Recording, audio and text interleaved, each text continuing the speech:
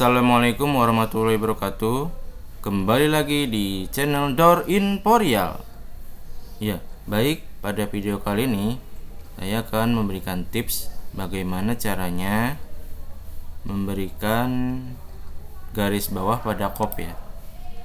Nah, di sini saya sudah punya kop surat yang belum memiliki garis bawah ya teman-teman. Di sini saya akan memberikan garis bawahnya agar terlihat seperti kop surat pada umumnya ya teman-teman. Bagaimana caranya? Mari kita simak ya teman-teman. Oke, pertama-tama kita klikkan di atas ini ya, biar terbuka seperti ini. Selanjutnya kita mengklikkan tab home ya teman-teman, lalu geser ke paragraf. Paragraf ini ambil yang border ya teman-teman. Ini klikkan di sini border, terus ambil yang paling bawah.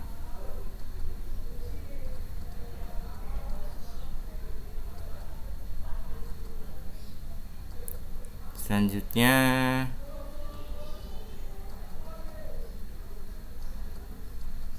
mohon maaf teman-teman, kita kursornya disimpan di bawah ini ya teman-teman, terus di enter dulu. Nah, seperti ini ya teman-teman.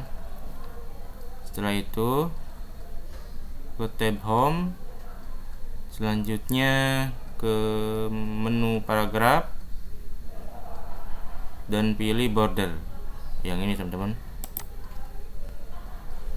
Di border yang paling bawah ya, border and shading, kita klikkan yang ini. Setelah itu yang border ya teman-teman, kita klik yang border, terus dipilih yang paling bawah. Saya memilih yang ini ya teman-teman, atau yang ini.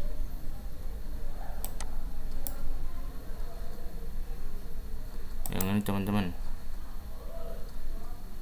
Kita setelah itu klikkan OK.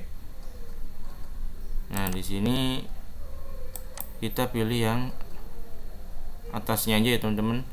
Ini klik, sampingnya diklik, samping kanan diklik, yang bawah juga diklik. Kita OK. Nah, begini ya teman-teman. Bordernya sudah terpilih dan tercantum di bawahnya, di bawah kopnya. Oke teman-teman, kita cukupkan videonya kali ini. Kurang lebihnya mohon maaf. Wassalamualaikum warahmatullahi wabarakatuh.